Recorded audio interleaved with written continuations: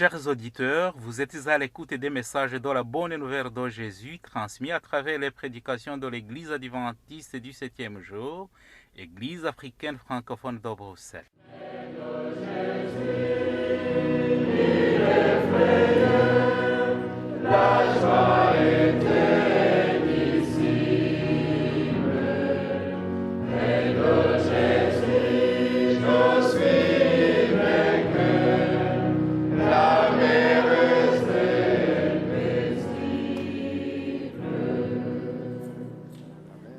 C'est ainsi qu'a commencé la bonne nouvelle de Jésus-Christ, le Fils de Dieu.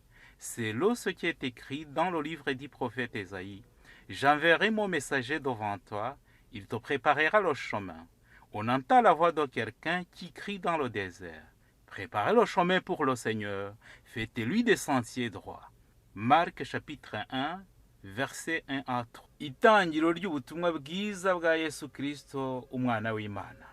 Nk'uko byanditswe n'umuhanuzi Yesaya, ngo nuko ndenda gutuma integuza yanjye mbere yawe, izatunganya inzira yawe. Ijwi ry'urangurira mu butayu, ati nimutunganye inzira z'Uwiteka, mugorore inzira ze. Mariko igice cya mbere, umurongo wa mbere kugeza ku wa gatatu.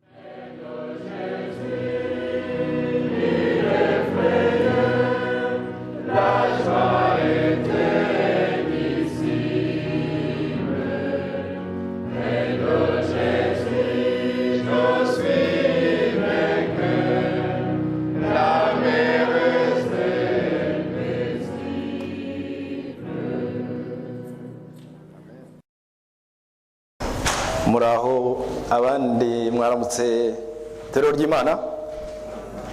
Salutations et bonjour à l'Église de Dieu. Kumusa n'abakonje ndashaka interférence.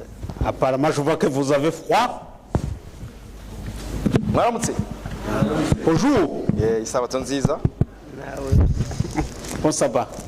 Arakoze mwene data Jean-Luc mu isengesho rye adusabira ku Mana, yongera kutwibutsa ko ari muri Yesu byose tubibonera umunezero, amahoro ndetse n'ubugingo buhoraho.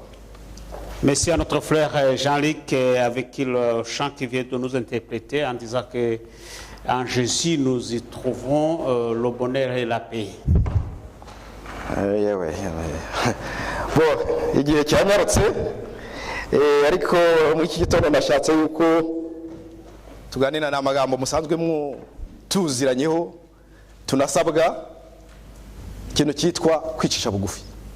Le temps passe, mais ce matin j'aimerais bien que nous puissions lire, apprendre ensemble sur le mot d'être humble, humilité.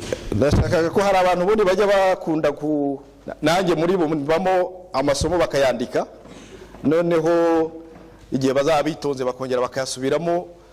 Udukaramu twanyu mwadufata kuko ndi kubona ikigisho ndibuze gusa n'ukihina bibyi, ntabwo turi bubisome cyane ariko wenda mubyanditse kuko na nyuma ndaza kubaha umukoro muzakora kugira ngo buri wese aze kumva mu magambo makeya ibyo turi buze kurebera hamwe. Je vois que le temps passe beaucoup et j'aimerais bien que vous preniez vos stylos afin que plusieurs versets que je vais les citer, vous puissiez les écrire. Et à la fin aussi, je vous donnerai un devoir à domicile et qu'on se retrouvera pour en parler encore. Kwicisha bugufi. S'humilier. Se ni ijambo ryoroshye. Est-il un mot facile? Hari ukuntu imwe mu bice ibihugu bimwe na bimwe aho mwagiye munyura cyangwa namwe mu aho dutuye, hari uduce nk'abadamu bahura n'abagabo bagapfukama babasuhuza, cyangwa se abana cyangwa se abantu n'abakuru bagahereza umukono n'amaboko yombi ubakuriye, ndetse hari waba wambaye n'akagofero niyo haba hakonje ukagakuramo kugira ngo uwo muntu umuhe icyubahiro. Dans certains pays, dans certaines écritures, on retrouve des habitudes de pratiques par lesquelles on se salit, on s'agenouille, on enlève le chapeau même quand il fait froid, pour lui donner l'honneur. Ibyo akenshi dukunze kuvuga ngo no kwicisha bugufi. Tout cela, on le fait pour montrer qu'on s'humilie devant la personne. ariko ibyo turi buganire ntabwo n'ibyo nabyo ni ibintu byiza ko byigisha ikinyabupfura. Ça aussi, c'est important parce que ça montre la politesse.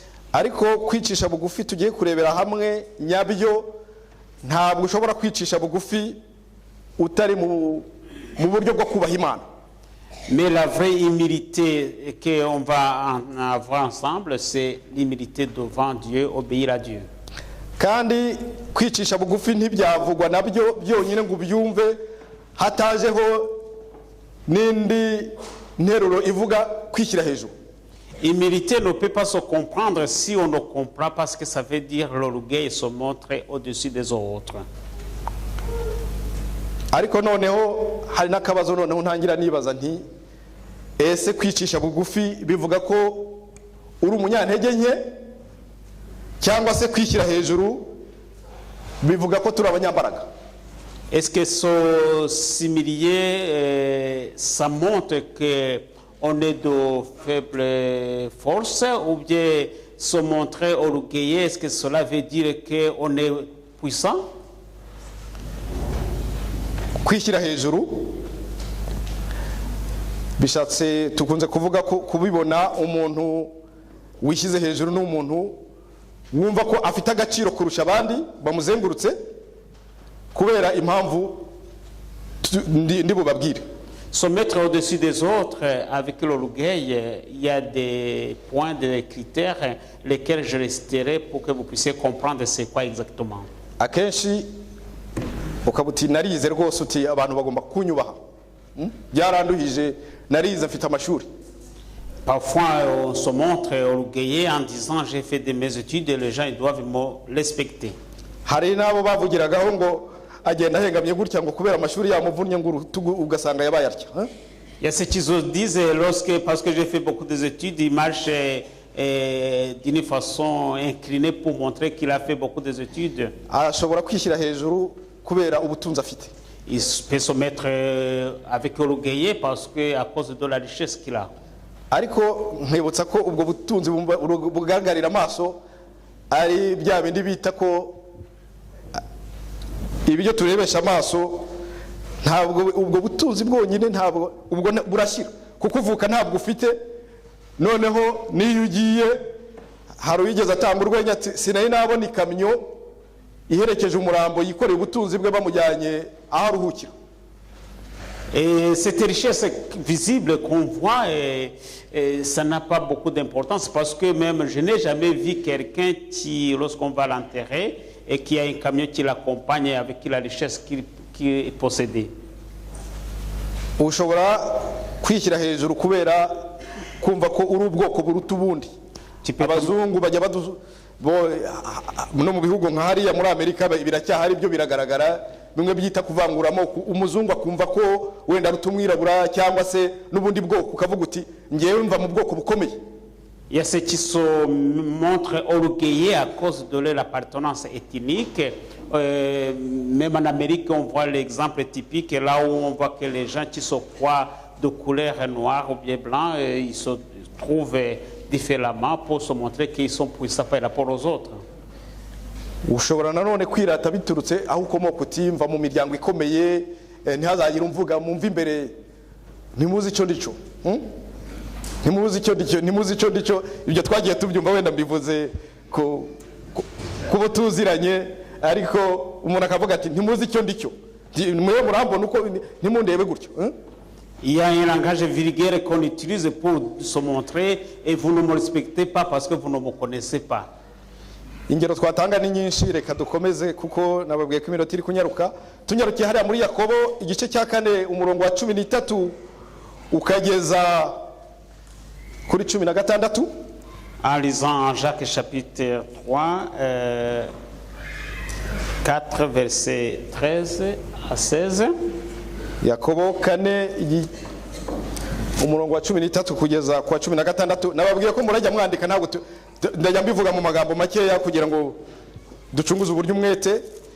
Umuntu arirarira ati ngewe ejo nzakora nzagira gutya ugafata za gahunda.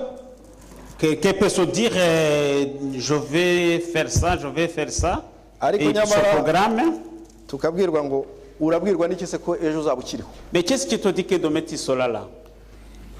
Uburyo mu kwicisha bugufi twagomye kujya tuvuga ngo kubwo gufashwa n'Imana, murumva ko Imana igarutse muri kwa kwicisha bugufi, kubwo gufashwa n'Imana nzakora ibi. La façon de s'humilier, c'est de dire par la grâce de Dieu, je ferai ça. Iyo tunyarukiye hariya mu rwa kabiri rwa Timoteyo igice cya 3 umurongo wa 4, De Timothée chapitre 3 verset 4, 1 à 4. aho ni ya masomo tuhabona musanzwe mumenyereye, aho tubona ubuhenebere bw'abantu bo mu minsi y'imperuka ngo birata bikakaza bishyira hejuru. Là, on voit qu'il y a un message qui montre qu'à la fin des temps, les gens ils se montrent orgueilleux. Kandi mu by'ukuri ibyo bikakazamo ari bya bindi twavuze bishyira ni ijuru riba ryagukingurukiye gatoya, ariko iyo utanabyitwayemo neza ari gukingiraho nabi n'ubugingo buhora ntuzabubone. Et pourtant, ces choses-là qui nous ferment les yeux et qui nous aveuglent, et parfois ils nous empêchent même de penser, de voir le ciel, qu'il est devant nous et on risque de ne pas aller au ciel. Reka kwishyira hejuru tube tubyihoreye twikomereze mu kwicisha bugufi noneho. On va essayer de mettre à côté ce qui est l'orgueil et on va voir ce que c'est l'humilité. Ijambo ry'Imana ritubwira yuko abantu bicisha bugufi ni abantu bagenda n'ubwitonzi mu mvugo no mu migirire.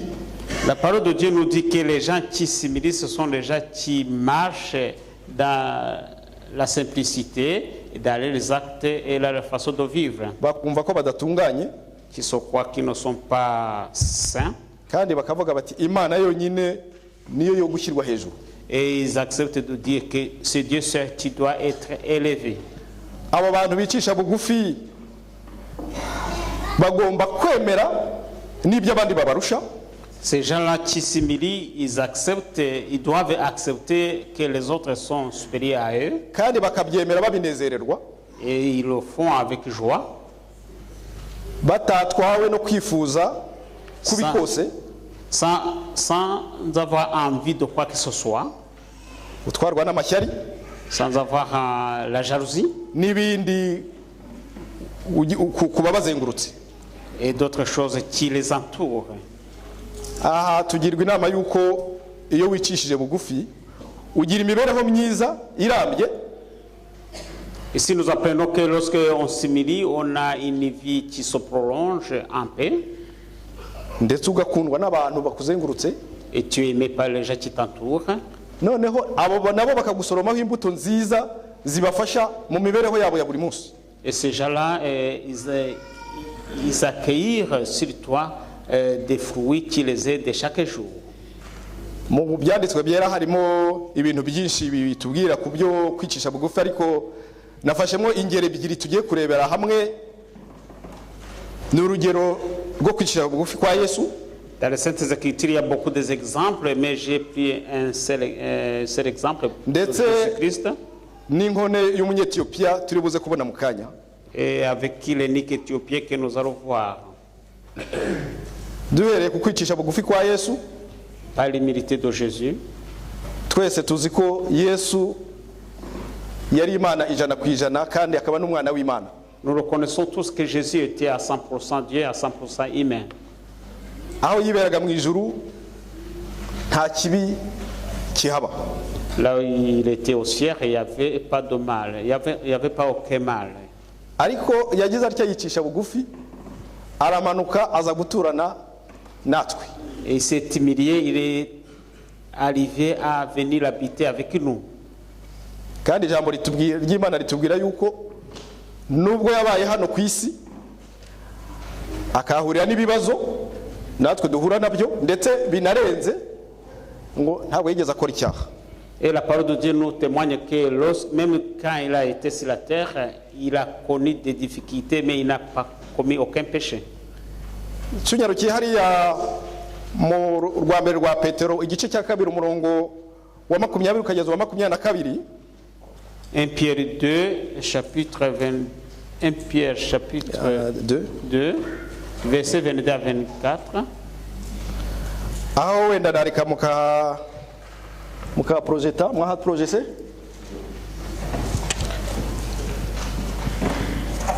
reka wenda hari aho dusomeho gakeya.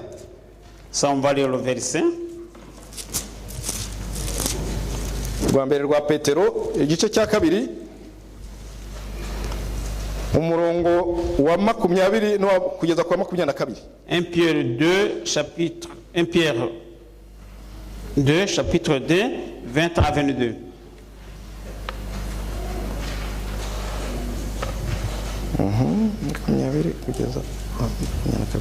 Ngo niba kumenya neza Yesu Kristo umwami wacu n'umukiza ko arabateye guhunga bakaba mu by'isi byonona maze bakongera kubyizingitiranyiraho bikabanesha, ibya nyuma byabo bizaba biruhije ibya mbere kuba bibi. Ngo icyajyaga kuba cyiza iyaba batigeze kumenya inzira yo gukiranuka biruta ko basubira inyuma bamaze kwimenya bakareka itegeko byera bahawe. Ngo ibyabasohoyeho ni iby'uyu mugani w'ukuri ngo imbwa isubiye ku birutsi byayo, kandi ngo ingurube banza aho ntabwo ariho twasomye rwa mbere rwa nibyo 1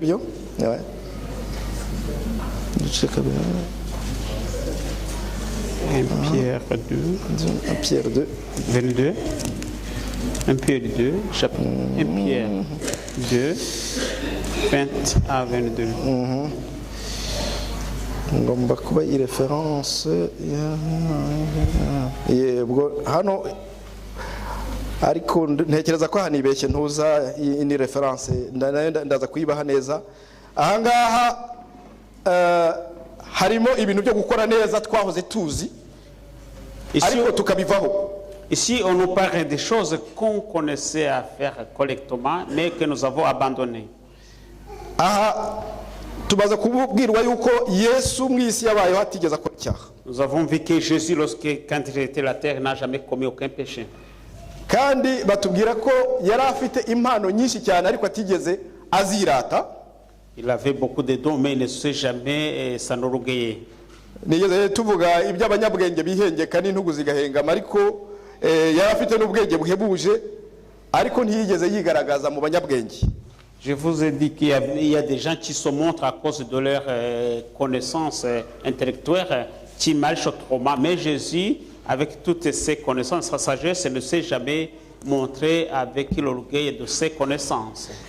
Igihe cyose yabanaga n'abantu yicishaga bugufi nk'uko tubibona mu gitabo cy'Abafilipi igice cya kabiri umurongo wa 6 kugeza kwa 8. Tout son temps il s'humiliait tel que nous le voyons dans Philippiens chapitre 2 à partir du verset Abafilipi igice cya kabiri umurongo wa 6 kugeza kwa 8. Philippiens chapitre 2 verset 6 jusqu'à 8. Buri wese arasoma mu rurimi rw'iyumva, ariko noneho reka wenda nsome mu Kinyarwanda.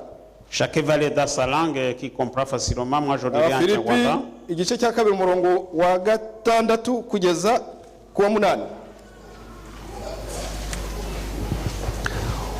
Uwo nubwo yabanje kugira akamero k'Imana, ntiyatekereje yuko guhana n'Imana ari ikintu cyo kugundirwa, ahubwo yisiga ubusa ajyana akamero k'umugaragu w'imbata, agira ishusho y'umuntu, kandi amaze kuboneka afite ishusho y'umuntu yicisha bugufi araganduka, ntiyanga no gupfa ndetse urupfu rwo ku musaraba.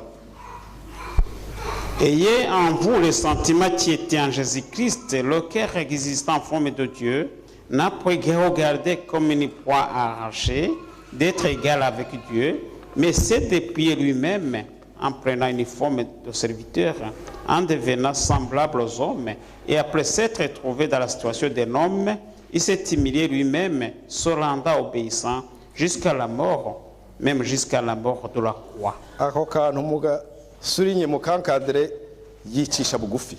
souligner ce mot-là, isimili. agira ishusho y'umuntu Il a pris l'image de kandi ari l'homme Imana. alors qu'il était Dieu. ariko noneho icyo byagombye kutwigisha ni uko nyine tugaruka hejuru gatoya muri iyo shusho ari umuntu ntabwo yigeze akora icyaha. Ce que ça devrait nous apprendre, c'est qu'en tant qu'être humain, mais il n'a jamais commis un péché. kandi noneho akatubwira ati ni muntu abaze ndabatabaza kuko hari igihe dutanga inzitwazo tuvuga ngo nawe murabyumva ngo umuntu yabura ate gucumura. Et il dit aussi, invoque-moi, je vous secourirai. Et nous donnons des excuses en disant comment un être humain peut vivre sans commettre aucun péché. tumaze kumva indangagaciro ze ukuntu Yesu yari we kandi akaza akababazwa muri iyi si turimo ndetse birenze uko buri wese yaba yarababajwe ariko akaba atarigeze akora icyaha noneho akanatubwira ati mbabereye intsinzi kandi untabaza ndamutabara. Après toutes ces valeurs de Jésus qu'il avait et qu'il nous donne, alors nous aussi, ça nous montre comment il nous dit aussi, invoque-moi, je vous rendrai le secours.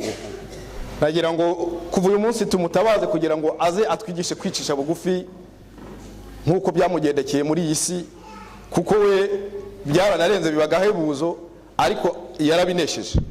Appelé à son secours, comme il a été sur la terre, il s'est montré et nous aussi nous aurons aussi la victoire. ahandi tubona uburyo yicishije bugufi ni hariya muri Yohana igice cya 13 umurongo wa 4 kugeza kwa 5. Jean 13 verset 4 à 5. ntabwo turi buhasome ni hariya yoza abigishwa be ibirenge. On va pas lire le verset, mais c'est là où Jésus lavait les pieds de ses disciples.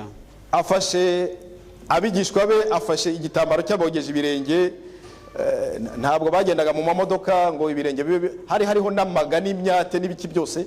Afata igitambaro cye cy'igiciro yabaga yambaye arapfukama aboza ibirenge. Il prend son essuie-main, il nettoie les pieds, il lave les pieds, il les essuie, alors que c'était un essuie de valeur. Aho hano naho tugomba kuhumva nyine ukuntu natwe dukeneye kwicisha bugufi ndetse n'ibyo tuvuga nyine twumva bitashoboka tukabishobora kuko icyo ni igikorwa gikomeye umuntu atakorera undi. Hano tujya tubikora wenda ubundi yaravuze ati mujye mukora gutya mubinyibukireho kuko ndumva ku itariki 22 z'ukwezi gutaha natwe tuzagira ifunguro hano kugira ngo icyo gihe tube tubitekerezaho twumve icyo kintu cy'agaciro tugomba kubiha bishushanya iki kintu Yesu yakoreye abigishwa be. Là aussi, par cet acte de laver les pieds à ses disciples, nous devrons aussi prendre comme l'exemple en lavant les pieds des autres comme nous le faisons. Et on se prépare également pour la Sainte Seine qui aura lieu le 22, le mois prochain. Et nous devrons prendre comme exemple de Jésus. Iyo tugiye muri Luka 18 umurongo wa 15 kugeza kwa 16. Luc chapitre 18, 15 à 16. Tuhasanga ubundi buryo nanone Yesu yicishije bugufi yegera abana bashushanya abanyantege nke. On va encore Jésus se montrer humble devant les enfants, comme les enfants montrent que c'est l'exemple du royaume de Dieu. Barababwira tubwira ngo bamuzanira abana batoya ngo bakoreho ariko ngo abakuru abigishwa n'ibyo barababaza bati abo bana izo njati bataza kumwanduza no kwica gahunda ye. Arababwira ati abo ni mubareke kuko abameze batyo nibo ntimubabuza kuko abameze batyo ubwami bwo mu ijuru ari ubwabo. Ngo ndababwira yuko utemera ubwami bw'Imana nk'uyu mwana muto atazabwinjiramo. On lui amena aussi les petits enfants en fait qu'il les toucha. Mais les disciples, voyant cela, les prenaient, ce qui les amenait. Et Jésus leur dit, ne les empêchez pas, laissez-les car le royaume de Dieu est pour les enfants. Et ceux qui ne sont pas comme les enfants n'entreront pas dans le royaume de Dieu. aho tuhasimbutse tukanyarukira muri Mariko igice cya 12 umurongo wa 13 kugeza ku wa 17. Marque 12. Marc 12, verset 13 à kugeza kuri 17. 17 ni mirongo igera kuri 4 naho batubwiramo uburyo abafarisayo bamugeragezaga kubirebanye no gutanga umusoro. Il y a 4 versets là-bas aussi qu'on ne va pas lire. C'est là où les pharisiens voulaient tester Jésus par rendre les impôts. Baramubaza bati mbese amategeko yemera yuko Kaisari tumuha umusoro cyangwa tuwihorere? Et lui demandait, il posait la question, est-il nécessaire que nous rendions à César les impôts ou bien on laisse tomber? Nuko arababwira ati ibyo yose namenye ko ari umutego mu ntega ariko munzanire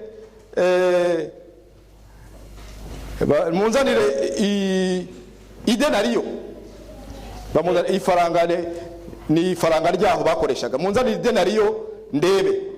Et il répondit, mais il savait que c'était un piège. Il lui demanda de lui apporter une pièce de monnaie. Muzi ko ku mafaranga ibiceri cyane rero no ku note bashyiraho ikimenyetso wenda umwami cyangwa se president cyangwa ikintu kiranga iryo faranga kiriho agaciro. Sur la pièce de monnaie, même les billets, on y trouve une image, soit des rois ou bien des chefs, qui donne la valeur à cette monnaie ou bien à ce billet. Nuko icyo giceri aragifata arababaza ati iyi shusho iriho ni yande? Et il a pris la pièce de monnaie, il les a demandé à qui appartient cette image. Bati ni ya Kaisari. Et ils lui répondirent, c'est de César. Nuko arababwira ati ibya Kaisari mu bihe Kaisari, iby'Imana mu bihe Imana. Et il leur dit, rendez à César ce qui est à César et à Dieu ce qui est à Dieu. Ibyo nabyo byagaragaje kwicisha bugufi gukomeye kuko nabo bageragezaga kumutega imitego banamwanga kubera kwicisha bugufi bagiye banamugarukira bakavuga bati uyu muntu ariko ni muzima. Cela aussi nous témoigne que c'était une façon de s'humilier et même les gens qui le détestaient, ils arrivaient à le croire parce qu'ils disaient que cet homme-là, il est juste. Muri make rero uko kwicisha bugufi kwa Yesu n'urukundo impuhwe n'urukundo byatumaga n'abantu bamukunda. Uzi ko yakizaga abarwayi agasura abababaye n'ibindi abantu bose bakumva bamwisangaho nta mupaka. Et par cette habitude de se montrer humble devant les gens, ça permettait que les gens pouvaient s'approcher de lui sans complaisance. Ibyo bintu rero mukumva ko uko kwicisha bugufi abantu baza bagusanga ndetse bakaba bagira n'ibyo bakubwira mukagira ibyo muganira kuko ntago baba bagutinya. Alors la même façon de s'humilier, de se montrer humble, ça permet aux gens de s'approcher à toi parce qu'ils n'ont pas peur de toi. Ibyo bintu rero natwe tugomba kujya twicisha bugufi kugira ngo abantu baze badusanga dusangira ibyanditswe byera Imana yatubikije kugira ngo tube umunyu ndetse n'urumuri kuba tuzengurutse. Nous devrons nous approprier de cette qualité de se montrer humble afin que nous puissions aussi éclairer les gens qui nous entourent. Aha ngaha yongera kutubwira muri Matayo 11 umurongo wa 28 kugeza ku wa 30. Matthieu 11, 28 à 31.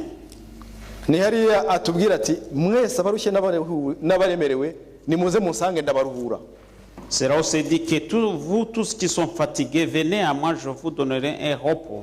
Mwemere kuba abagaragu banjye munyigireho.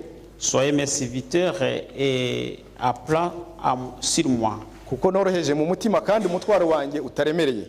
Car je suis humble de cœur et mon fardeau n'est pas léger. Aha rero turasabwa kugira ngo tuzane imitwaro yacu turemereye, imitwaro yitwa ibibazo dufite, inzangano, amashyari, inzika, kunegurana, kubeshya, uburyarya n'ibindi kugira ngo Yesu ibyo bintu bituruhure kuko biraduheta ibitugu. Cela nous pousse à amener nos fardons devant Jésus, devant ses pieds, et que ce soit l'orgueil, la jalousie, le manque d'amour. Tout cela, il nous dit de les amener devant lui, car ça nous fatigue sur nos épaules. abize imibereho y'abantu abapsikologe n'ibiki byose ubu ngubu abantu bagira imibereho nk'iyi ngiyi bagira amashyari bagira utwo tuntu n'Imana idakunda basaza vuba. Les grandes personnes qui ont cette mauvaise habitude d'avoir toutes ces choses-là de l'orgueil, de jalousie et de toute complaisance, et les grands psychologues disent qu'ils vieillissent vite.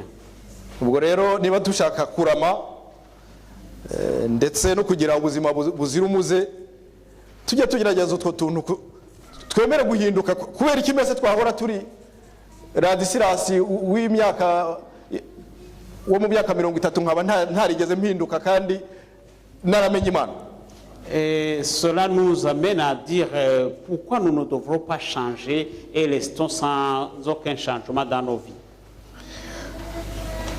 Uru rwaro urugero rwa Yesu narera babwiye ko ndabahingera ebyiri hari noneho uru rugero rwo kwicisha bugufi kw'iyi nkone yo muri Ethiopia. Ça, c'est l'exemple de Jésus et je vous ai parlé de l'humilité de cet unique Éthiopien. Iyi nkuru yo tuyibona mu byakozwe n'intuma igice cya 8 umurongo wa 26 kugeza ku 38 nkuko nababwiye ntabwo turi buhasome ariko inkuru ikubiyemo Actes des Apôtres chapitre 16 28 à 31. Marayika w'Imana yagize aryabonekera Filipo. L'ange de Dieu s'est apparé à Philippe. Amubwira ati genda ujye muri iriya nzira igana i Gaza. Il lui dit d'aller dans le chemin qui va à Gaza. Icyo gihe ahahurira n'iriya nkone yari ivuye i Yerusalemu mu minsi mikuru yo gusenga. Et là il rencontra l'unique Éthiopien qui quittait Jérusalem pour les prières. Yari afite igitabo cy'umuhanuzi Yesaya arimo asoma. Il avait le livre du prophète Esaïe qu'il est en train de lire. Noneho Filipo aramwegera amubaza ati ibyo usoma urabyumva. Et Philippe s'approchant de lui lui demanda comprends-tu ce que tu lis? Nawe kubera ko mu by'ukuri yari amurikiwe n'umwuka w'Imana washaka kumugira igikoresho kizima. Comme il était créé par l'Esprit de Dieu qui voulait le rendre un instrument de Dieu. Ati nabimenya nte ntabonye ubisobanurira. Il lui répondra comment connaîtrais-je si je ne trouvais pas quelqu'un qui me l'expliquerait. Hari igihe tuba dusoma ibintu tutumva ariko umusobanuzi arahari kandi twamusaba akadusobanurira. Parfois nous lisons des choses et nous ne les comprenons pas et il y a quelqu'un qui peut nous interpréter tout ce que nous lisons. Mu magambo makeya yari arimo asoma ngo uwo yajyanywe nk'intama ijyanye mu ibagiro ataburanye. Il lisait des passages qui disaient qu'il a été conduit comme une brebis qui était amenée à l'abattoir. Noneho inkoni iramubwira iti ndakwinginze uwo muntu bavuga ibintu byiza ariko waruhijwe uwo bavuga ninde. Et l'unique Éthiopien lui demanda c'est qui on parlait sur ce passage. Nuko Filipo ababoneyeho kumubwira no kumwigisha ibya Yesu. Philippe trouva l'occasion de lui enseigner et de lui parler de Jésus. Inkoni byumvise iranezerwa irabishima ndetse iravuga iti ndashaka no kubatizwa. Car l'unique Éthiopien l'a entendu, il a été content de cela et il a dit avoir besoin d'être baptisé. Nuko Filipo aramubwira ati wizera Yesu Kristo. Et Philippe lui demanda croire en Jésus-Christ. Ati ndamwizera. Il répondit je le crois. Bageze hafi y'amazi Filipo aramubatiza. Lorsqu'ils arrivèrent tout près de l'eau et Philippe est baptisant l'unique Éthiopien. Ariko noneho ako kanya umwuka w'Imana ujyana Filipo inkone ntiyongera kumubona. Et à ce moment-là, l'Esprit de Dieu emportant Philippe et l'unique Éthiopien ne le verra plus. Birumvikana ko inkone ayo mahirwe yari yigize yo kumenya ukuri yagiye iba umuyoboro mwiza wo kujyana ubutumwa bwiza bwa Yesu mu baturanyi bayo.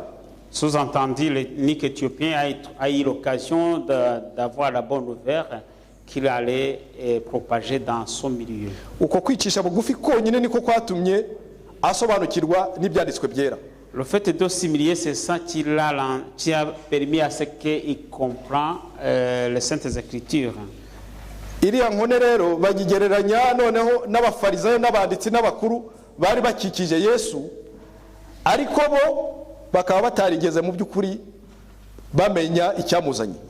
C'était unique Éthiopien et comparé aux scribes et pharisiens qui entouraient Jésus, mais qui n'avaient pas voulu comprendre la mission de Jésus. Iyo tugiye muri Matayo 23 umurongo wa 5 kugeza ku wa 7, Matthieu 23, 5 à 7.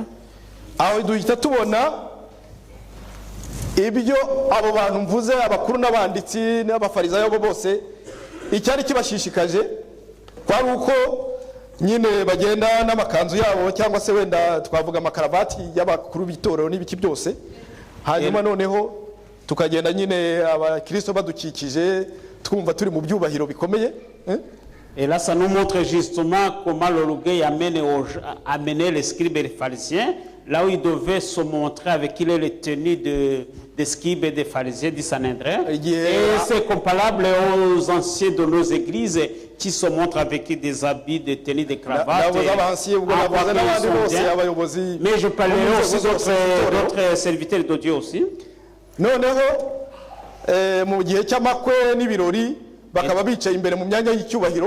Et dans des festins, ils aimeraient être dans de bonnes places devant.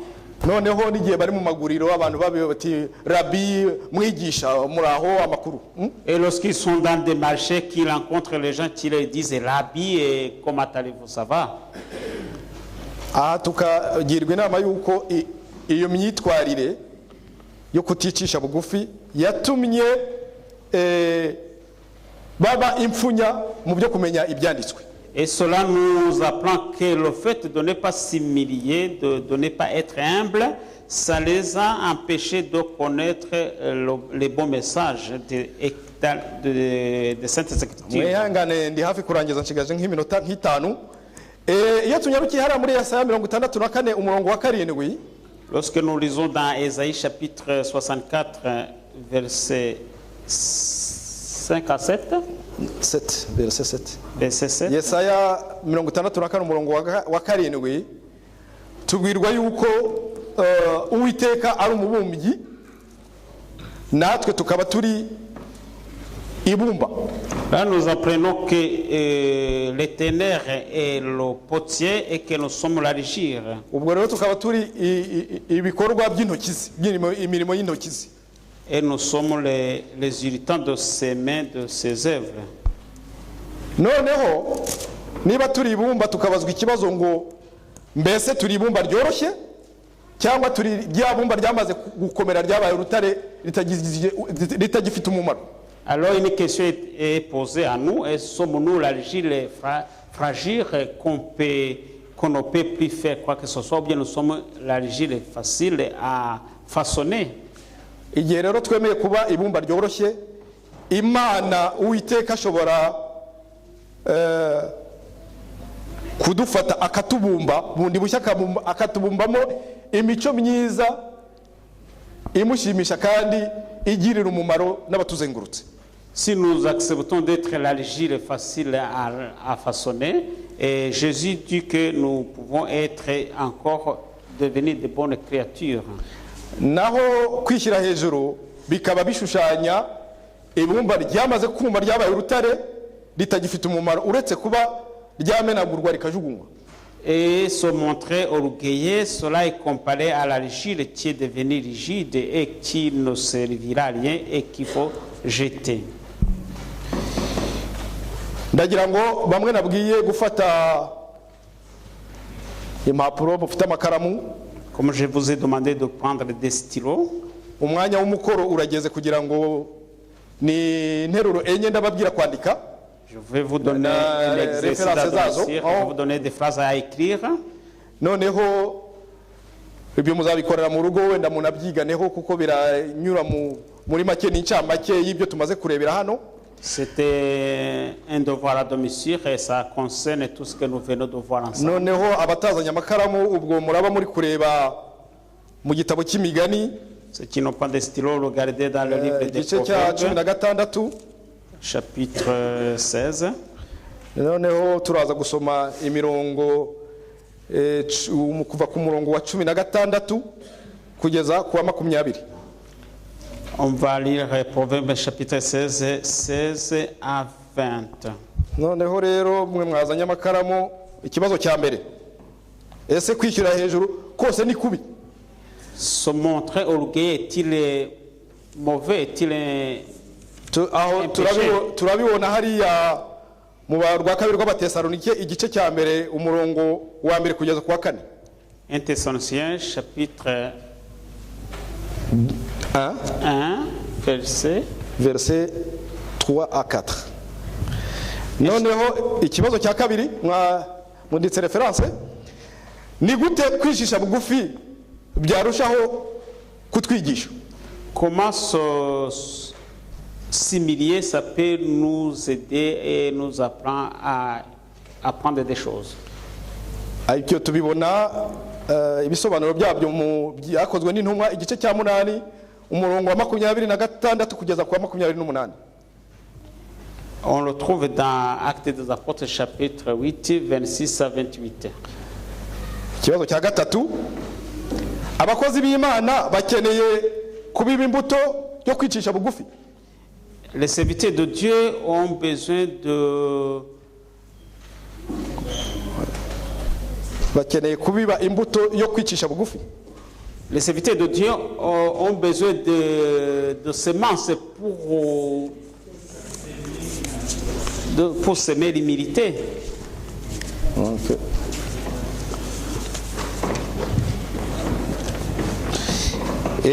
Ikibazo cya kane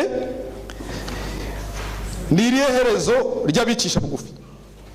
Quel sera l'avenir des humbles? Tubibona mu migani igice cya 22 umurongo wa 4. Proverbe 22 verset 4.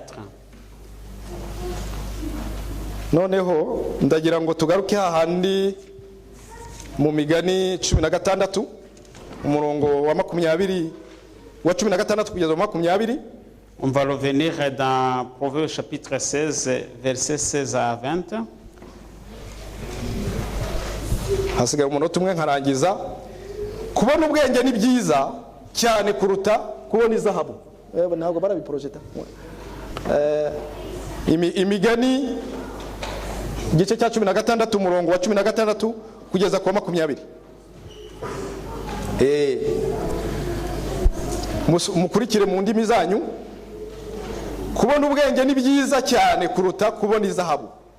Ni ukuri umuntu yahitamo ubuhanga kuburutisha ifeza nziza. Inzira nyabagendwa y'abakiranutsi ni ukureka ibibi. Uwirinda mu migenzereze ye abarinda ubugingo bwe. Kwibona kubanziriza kurimbuka kandi umutima wirarira ubanziriza kugwa. Navuze kugeza 20. Ni byiza kugira umutima woroshye ugafatanya n'aboroheje kuruta kugabana iminyago n'abibone. Uwitondera ijambo azabona ibyiza kandi uwisunga Uwiteka abahirwa. Ça a été projeté. Noneho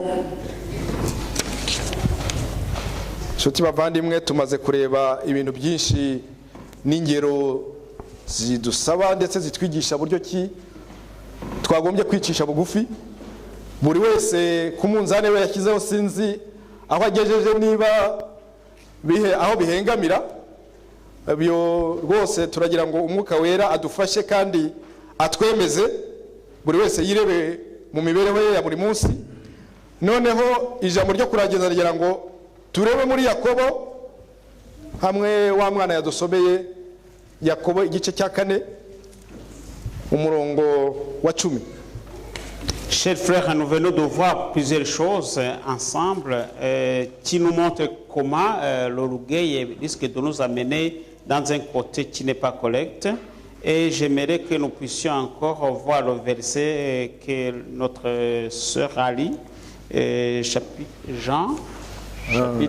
Jacques, chapitre turabwirwa ngo 4. Jacques 4 4:10. Jacques chapitre 4, verset 10. haratubwira ngo bene data mwicishe bugufi imbere y'umwami Imana kuko ari bwo izabashyira hejuru. Ça nous dit, humiliez-vous devant le Seigneur et cela vous élèvera. Imana rero yiteguye kudushyira hejuru nitwicisha bugufi, kandi ibyo ivuga ni ukuri ntibeshya. Mureke tuyihe umwanya mu bugingo bwacu kugira ngo itwigishe kuko turabikeneye. Nibyo niyifuriza ndetse namwe mbifuriza mu iki gitondo mu izina ry'umucunguzi wacu Yesu. Amen. C'est demander à ce que nous puissions nous humilier devant le Seigneur et que nous puissions demander Dieu de nous aider pour nous élever. C'est ça ma prière ce matin. Amen. Amen. Mwami Imana w'impuhwe n'urukundo bihebuje, Notre Dieu, le Maître compatissant, urukundo rwawe rutagajuka nirwo rutumye tukiriho. ton amour inébranlable, c'est par là que nous vivons encore. Umwana wawe Yesu Kristo ukunda yavuye mu ijuru aho byari bishyushye, Ton Fils que tu aimes est venu au ciel, est venu sur la terre. aza muri iyi si aradupfira ndetse urupfu rubi rwo ku musaraba. Il est venu sur la terre et mourir sur la mort sur la croix. Ibyo ushaka kugira ngo mwami utwigishe iby'urukundo rwawe. Et cela c'était pour nous témoigner de ton amour. Ntabwo kandi agarutse kongera kutubera umutambyi iburyo bwawe yadusize nk'imfubyi. Lorsqu'il est retourné au ciel et ne nous a pas laissés sur la terre comme des orphelins, Yadusigiye umwuka wera kugira ngo ajye atuganiriza, aturwanirire, atuneshereze. il nous a laissé le Saint-Esprit qui luttera avec nous et pour vaincre avec lui. Twe rero twemeye kukwiha, turakwinginze kugira ngo ujye uturinda gucika intege mu byo Satani adukangisha atwereka ububi bwacu. Nous qui avons accepté d'être à toi, nous voulons être près de toi et protéger-nous contre Satan qui nous montre nos faiblesses. Ahubwo twumvire inama zawe kuko tubwira uti muze tujye inama kandi umutwaro wanjye nturemeye, muzane mbaruhure kuko ndi umugwaneza mfite n'umutima woroheje. Car tu dis, venez à moi, mon fardeau est léger et je suis humble de cœur. Nakwinginze rero kugira ngo utwigishe kwicisha bugufi nk'uko nawe waje kwicisha bugufi kugira ngo utubere urugero. Apprends-nous à être humble comme tu es venu ici, tu as été humble. Duhe gucishwa bugufi kuko ijambo ryawe rimaze kutubwira yuko abacishijwe bugufi bakagushyira hejuru nawe uzabashyira hejuru. Donne-nous l'humilité comme nous venons de lire, d'apprendre dans ta parole que ceux qui se montrent humbles, tu les élèveras. Uturinde mwami gupfa ubusa ndetse no kwivuza ijuru ku bintu bishira. Éloigne-nous, Seigneur, de toutes sortes de jalousie ou de médisance, car des choses sont passagères. Ahubwo uduhe ubwenge bwo kumenya gutandukanya ikibi n'ikiza kugira ngo ubugingo buri imbere yacu mwami udutegurira mwami tuzabubeho twese kandi tunezerewe.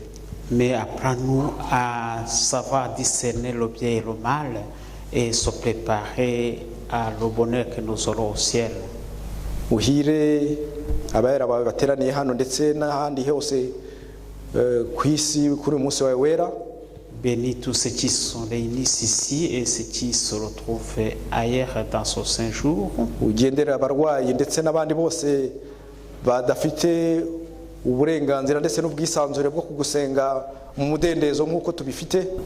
visite tous les malades et toutes les personnes qui aimeraient prier, se réunir avec les autres dans la prière, mais qui n'y arrivent pas, comme nous avons cette bonne occasion de se retrouver ensemble.